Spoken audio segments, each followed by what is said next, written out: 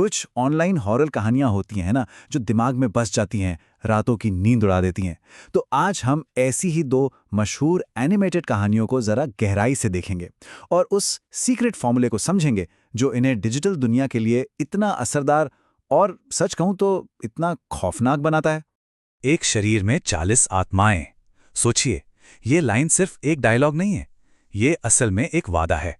उस तरह के खतरनाक हॉरर का जहां दांव पर सब कुछ लगा हो, जहां एक गलत फैसला और हमेशा के लिए एक शाप में बंद जाते हैं।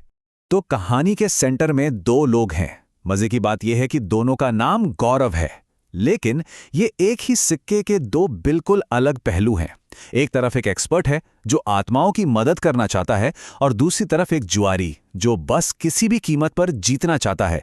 और जैसा हम आगे देखेंगे, दोनों के रास्ते एक ही भयानक अंजाम की तरफ बढ़ रहे हैं। तो ये हैं हमारे दो गौरव। एक है गौरव तिवारी, एक जाना माना पैरानॉर्मल इन्वेस्टिगेटर, मतलब वो लोगों की मदद करने के लिए इस फील्ड में है। और फिर है दूसरा गौरव, एक जुआरी जो सब कुछ हार चुका है और अब लालच में अंधा हो चुका है।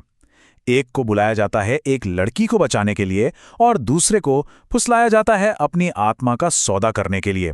दोनों ही एक ऐसे मोड़ पे खड़े हैं जहां से उनकी जिंदगी हमेशा के लिए बदलने वाली है। देखिए, हर अच्छी हॉरर कहानी में ना एक पॉइंट ऑफ नो रिटर्न होता है। एक ऐसा पल, एक ऐसा मोड़ जहां से वापसी का कोई रास्ता नहीं बचता। इन दोनों कहानियों में वो पल है एक अलौकिक सौदा, एक ऐसा पैक्ट जो उनकी किस्मत पर हमेशा के लिए एक डरावनी मोहर लगा देगा। और यहां हमें हिम्मत का एक ऐसा काम देखने को मिलता है जो हैरान कर देता है। एक छोटी लड़की को बचाने के लिए गौरव तिवारी सबसे बड़ी कुर्बानी देने को तैयार हो जाता है। वो एक नहीं, दो नहीं, बल्कि पूरी 40 पूरी आत्माओं को अपने शरीर में लेने का सौदा करता है। ये एक सेल्फलेस एक्ट है, लेकिन इसकी कीमत बहुत बहुत भारी होने वाली है। तो जहां एक गौरव खुद को कुर्बान कर रहा है, वहीं हमारा दूसरा गौरव एक बहुत ही स्वार्थी सौदे की तलाश में है। उसका मानना है कि किस्मत मेहनत से नहीं मिलती, उसे तो एक भयानक रस्म के जरिए चुराया जा सकता है। उसे बस एक शॉर्टकट चाहिए और उस शॉर्टकट के लिए वो किसी भी हद तक जाने को तैयार है। और वो जो रास्ता चुनता है वो सच में बहुत भयानक है। सोचिए, आधी रात, शहर का कब्रिस्तान, एक खुदी हुई कब्र और एक लाश के सिर में ठूंकी जाती हुई कील। ये कोई छोटा मोटा जुआ नहीं है, ये एक ऐसा काला अनुष्ठान है जो उसे बैठे बिठाए किस्मत का बादशाह बनाने का वादा तो करता है, पर इसकी असली कीमत उसकी सोच से बहुत बहुत ज्यादा है। तो सवाल ये उठता है कि जब कोई अलौकिक शक्ति से सौदा करता है तो उसकी कीमत क्या होती है? जैसा कि हमारे दोनों गौरव को बहुत जल्द पता चलने वाला है, कीमत फौरन चुकानी पड़ती है। वो बहुत भयानक होती है और उससे भागा नहीं जा सकता, क्योंकि ऐसा कोई भी सौदा कभी मुफ्त में नहीं मिलता। गौरव तिवारी के केस में नतीजा बिजली की तेजी से सामने आता है। जिस पल, जिस सेकेंड वो सौदा कबूल करता है, 40 आत्माओं का वो भारी बोझ उसे वहीं कुचल देता है। उसका शरीर ठंडा और काला पड़ जाता है और वो जमीन पर गिर पड़ता है। ये थी उसकी कुर्बानी की फौरन मिली हुई क्रूर कीमत। लेकिन जुआरी के लिए खौफ जरा धीरे धीरे दबे पांव आता है। वो अगली सुबह अपने बिस्तर पर उठता है और खुद को यकीन दिलाता है कि अरे ये तो बस एक बुरा सपना था। एक पल के लिए राहत मिलती है, एक झूठा एहसास कि सब ठीक है, पर सच्चाई बस कुछ ही पल दूर है। और फिर उसे अपने सिर के पिछले हिस्से में एक तेज चुभने वाला दर्द महसूस होता है।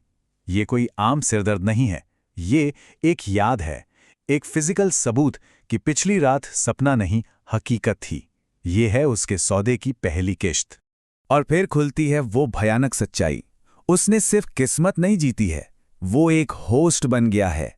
अब उसके अंदर एक पैरासाइट है, एक ऐसी शैतानी ताकत जो उसे अंदर ही अंदर खा जाएगी, उसके खून पर जिंदा रहेगी। मतलब उसने अपनी आत्मा एक ऐसे श्राप के बदले बेची है जो उसे धीरे धीरे खत्म कर देगा। और जैसे ये सब काफी नहीं था, उसे एक नोट मिलता है। ये उसी आदमी का है जिसने उसे ये रस्म बताई थी, और उस नोट में जो लिखा है वो रोंगटे खड़े कर देता है। मुझे इस श्राप से आजाद करने के लिए शुक्रिया। अब मरने से पहले अपना अगला लकी दोस्त ढूंढ लेना, वरना ये तुम्हें नहीं छोड़ेगा। ये सिर्फ एक श्राप नहीं है, ये एक हॉरर चेन लेटर है, और वो अब इसकी अगली कड़ी है।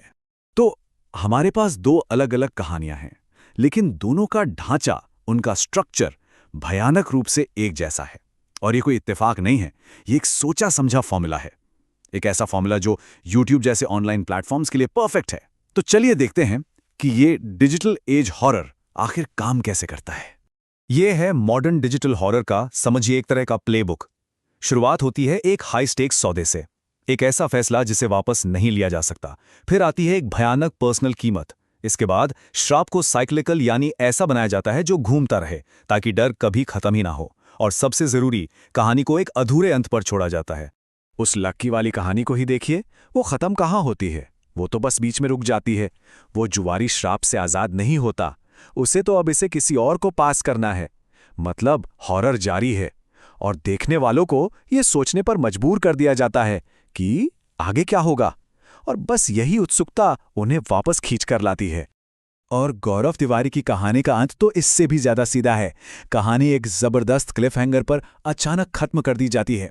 स्क्रीन पर सीधे सीधे लिख दिया जाता है, पार्ट 2 में जारी रहेगा। ये सिर्फ एक कहानी का अंत नहीं है, ये एक अपॉइंटमेंट सेट करना है। देखने वालों को कहा जा रहा है कि इंतजार करो, सोचो, बातें करो और अगले एपिसोड के लिए तैयार रहो। और यही है डिजिटल युग के हॉरर का असली राज। ये सब कुछ अधूरी कहानियों के बारे में है, ऐसी कहानियां जो असल में कभी खत्म ही नहीं होती। ये एक ऐसा इंजन है जो व्यूअर की दिलचस्पी, उनकी चर्चाओं और उनके इंतजार पर चलता है। ये लोगों को बांधे रखता है, हमेशा अगले पार्ट का इंतजार करने पर मजबूर करता है। पर सवाल ये है कि ये हमारे बारे में क्या बताता है?